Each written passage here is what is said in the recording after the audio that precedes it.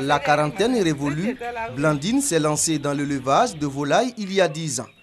Comme beaucoup de femmes d'ailleurs, elle a été d'abord tentée par le commerce. Si tout le monde va au marché, qu'est-ce qu'on va prendre pour aller au marché? Donc moi j'ai choisi l'élevage. Le poulet peut aller au marché et les autres femmes vont vendre. Aujourd'hui, si tu as 2000 poulets, que c'est bien traité, tu as au moins 500 000, 600 000 par mois. Pour une femme, ce n'est pas petit. Activité génératrice de revenus, certes, mais le métier d'éleveur est difficile et nécessite organisation et disponibilité. Tout est calculé au niveau des poulettes. C'est une histoire de 4100 francs par sujet. Donc quand tu fais ton programme en fonction de ça, si tu dois prendre 2000, tu dois multiplier 4100 francs par 2000. Donc tu as déjà un budget pour ça. Mais quand on gaspille l'aliment comme ça te fait une perte. Et c'est ce qui fait que souvent on dit il n'y a rien dans l'élevage, c'est comme ça. Si tu ne suis pas tout ça de près, tu vas toujours te plaindre. Il faut être organisé pour le faire.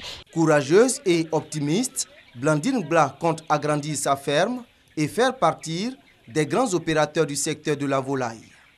Cette femme est l'un des modèles que la Fédération ivoirienne des petites et moyennes entreprises, FIPME, veut promouvoir. L'organisation encourage l'entrepreneuriat féminin à travers le renforcement de capacités. Concrètement, il nous est conseillé de pouvoir gérer une activité en tenant compte de la réalité du terrain. Au niveau des finances, la gestion des factures, comment est-ce qu'il faut faire pour se faire un bénéfice, pour pouvoir payer le personnel qui est en place. Et puis demain aussi, pouvoir investir dans d'autres activités. Il faut savoir faire le bilan, il faut noter tout le temps ce qui rentre, même tes déplacements et tout. Il ne faut pas confondre l'argent de l'entreprise avec l'argent de ta poche. La Fédération ivoirienne des petites et moyennes entreprises tiendra sa deuxième conférence annuelle du 27 au 29 septembre prochain à Abidjan.